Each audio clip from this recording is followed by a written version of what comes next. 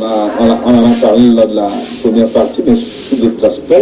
Dans un courrier adressé à vous, à l'État togolais, l'ONU a soulevé des insuffisances graves et incompatibilités de la nouvelle loi sur les libertés de réunion de manifestations publiques au Togo.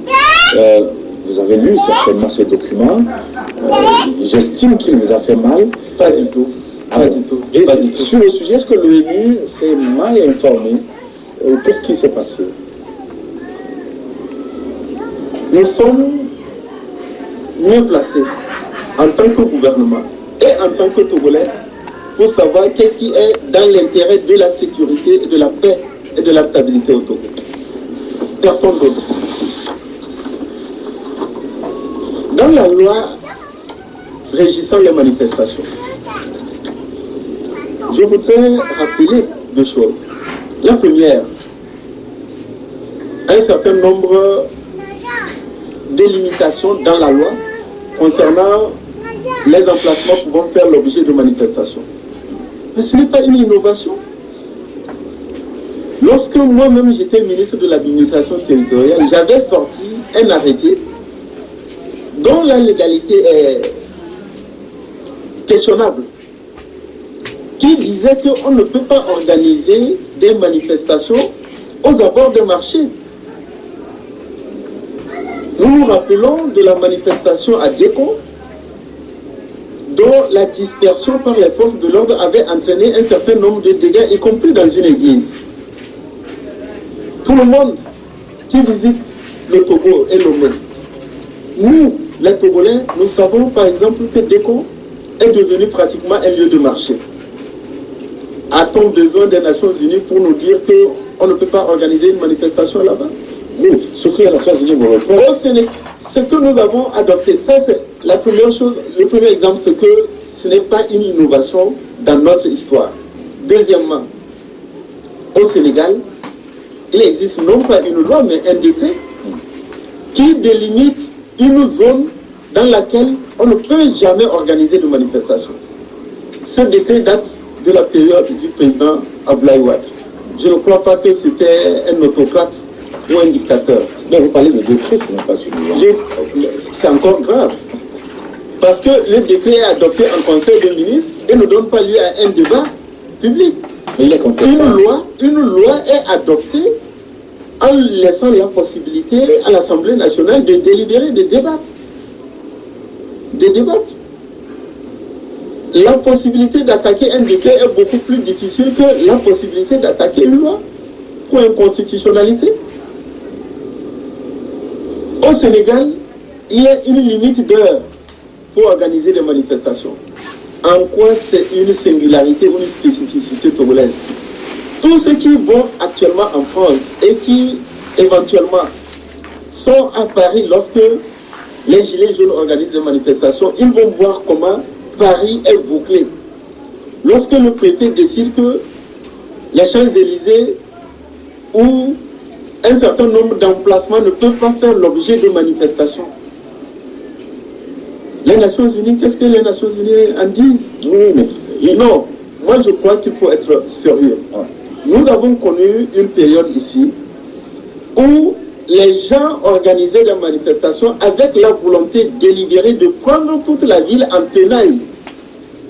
Départ d'Akosombo, départ de Adjewi, départ de Mèche Amina, avec la volonté de paralyser et de bloquer le fonctionnement de l'économie, d'entraver de manière excessive les activités. Tout le monde sait que l'économie togolaise est basée sur les activités portuaires.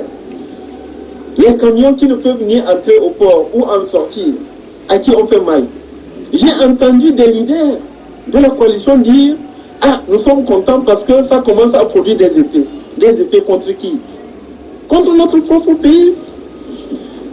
Vous avez un leader de cette coalition qui a dit « Je ne vais jamais répondre à une invitation du ministre de l'administration territoriale pour discuter et échanger sur les modalités d'organisation des manifestations. » À partir de ce moment-là, il vaut mieux être clair et précis dans la loi sur ce qui est possible et ce qui ne l'est pas. Ainsi, celui qui ne veut pas, qui dit qu'il n'a pas envie de répondre aux invitations du ministre de l'administration territoriale, à l'avenir, la tâche lui est facilitée. Il lui suffit de lire la loi et de savoir ce qui est possible et ce qui ne l'est pas. Oui, maintenant, dans une sous-région, en proie à des violences, à des attaques djihadistes terroristes, où nous avons, Dieu merci, la chance d'être préservés. Parce que le chef de l'État a pris les mesures nécessaires pour nous mettre à l'abri des difficultés que d'autres peuples connaissent. Vous croyez qu'aujourd'hui, vous irez dans certains des pays voisins et vous allez dire aux populations d'aller manifester, c'est elles qui vont dire qu'elles ne vont pas le faire parce que les risques d'attaque et de violence sont trop grandes. Monsieur le ministre, je ne vois pas le rapport. Non, il y a un rapport. Le djihadisme et les manifestations. Il y a un rapport. Nous sommes dans un environnement sous-régional et international où les défis sécuritaires, les défis de paix et de sécurité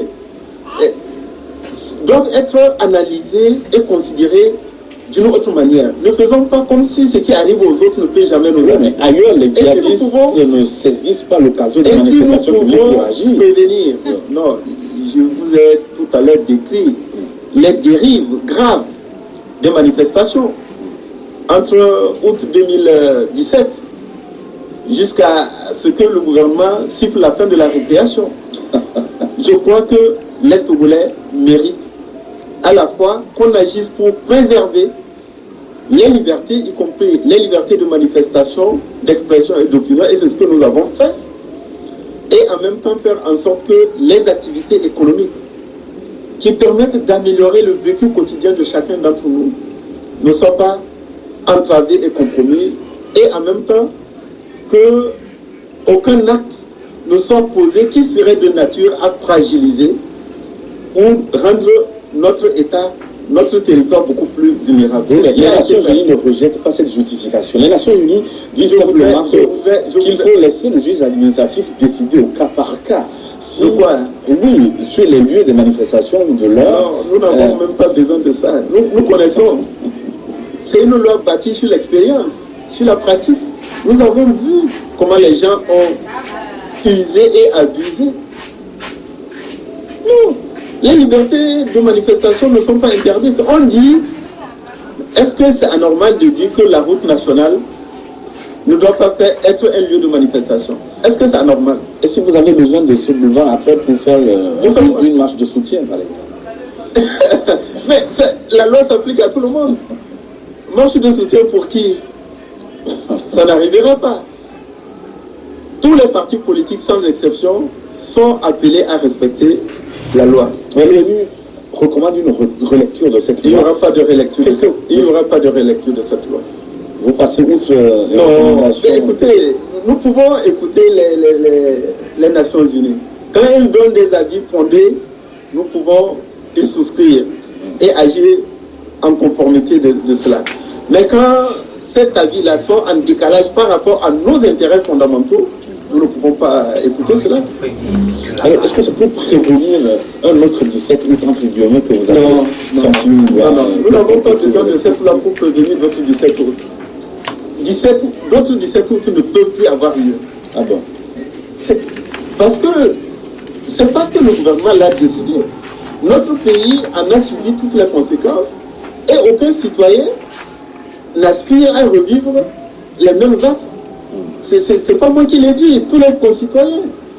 Les samedis, les Togolais sont heureux de pouvoir, ceux qui ont des magasins, d'ouvrir leurs magasins, ceux qui veulent vaquer à leurs occupations, de vaquer à leurs occupations. On voyait le niveau de violence, d'intolérance, de haine qui était propagé, parfois à l'occasion de ces manifestations. Le niveau de destruction, d'atteinte aux biens et aux personnes qui étaient commis à l'occasion de ces manifestations. Et nous n'avons pris aucune disposition de nature à supprimer et empêcher les libertés de manifestation, mais pour les encadrer comme la Constitution nous y autorise. Là, est-ce que l'opposition togolaise dans son état actuel est capable de mobiliser encore les foules? C'est la question que certains se posent. Pourquoi vous gênez-vous? Mais vous me posez une question qui est adressée à la mauvaise personne. Et je ne suis pas de l'opposition. Jusqu'à preuve du contraire, je respecte ceux qui se disent opposants. Et il y en a. Et ils méritent que nous les respections. Je pense que la société togolaise a besoin de pluralisme, de diversité. Et autrement, nous tomberions dans un système qui n'est pas bon. Il y a des partis politiques, ils doivent pouvoir organiser des manifestations. La majorité également a le droit d'organiser des manifestations, mais dans le strict respect de la loi. Monsieur le ministre, le 17 août, quand nous parlons du 17 août, c'est ce soulèvement populaire qui a agité le pays pendant plusieurs mois. Est-ce qu'il a été un élément perturbateur ou fondateur de votre parti Union pour la République Unie, qui est au pouvoir? Non, dire un élément perturbateur pour le parti ou refondateur pour le parti serait inexact. Perturbateur pour le pays, oui. Parce que les dégâts causés à l'économie, ce sont des choses tangibles. Nous savons ce que nous avons perdu en termes de points de croissance. Et ça, c'est des perturbations. Ça, c'est une évidence. Mais en tant que parti politique responsable, nous ne pouvons pas ne pas tirer des enseignements par rapport à toute épreuve qui peut survenir dans la société togolaise. En cela, on ne peut pas dire que ça constitue un élément fondateur ou refondateur. Non. Je crois que même la société togolaise dans son ensemble a intérêt à tirer des enseignements, à tirer des leçons par rapport à ce qui s'est passé. Nous en avons tiré des enseignements. C'est d'ailleurs pourquoi nous avons œuvré pour la réforme de la Constitution, pour que les jeunes n'aient plus de prétexte pour se livrer à des aventures déstabilisatrices. Nous en avons tiré des leçons en modifiant la loi régissant les manifestations, parce que nous avons vu les dégâts, les dérives. C'est en cela que toute épreuve dans nos vies individuelles, comme dans la vie d'une nation, doit être prise en compte, être analysée et aider à des prises de nouvelles résolutions, toujours dans un esprit constructif. Et est-ce que c'est en connaissance de cause, à cause du 17 août, que vous avez poussé l'opposition, appelée à l'époque traditionnelle, pratiquement à la touche, pourquoi à l'issue de... Je ne crois pas que cette opposition-là ait besoin de nous pour commettre les erreurs qu'elle commet. Moi, je ne vois pas. Vous les avez au contraire, non, au contraire. Je vous ai dit tout à l'heure que le président, en tout cas de ma petite expérience, c'est un homme naturellement ouvert, animé par le souci de la cohésion et de l'unité. Et j'ai vu comment, à son corps défendant, nous avons tout fait pour que les compromis, y compris la feuille de route, esquissée par la CEDEAO, puisse être respectée. Nous avons été à Conakry. À l'issue de Conakry, la période de recensement a été repoussée. On devait recomposer la CENI sur des bases paritaires, 8-8, en dehors du représentant de l'administration.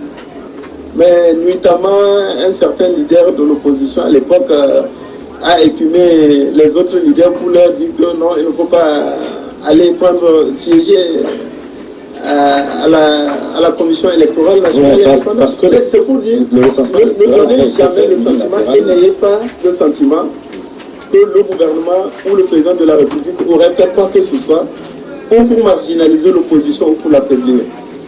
Ça, ce n'est pas son souci et ce n'est pas le souci du gouvernement. Mais est-ce que le boycott de l'opposition traditionnelle de ces législatives, est-ce qu'il ne vous a pas fait plaisir, sincèrement, sans détour? Non, pas du tout. Nous aurions aimé, et c'est d'ailleurs pourquoi nous avons tout fait pour qu'ils puissent participer.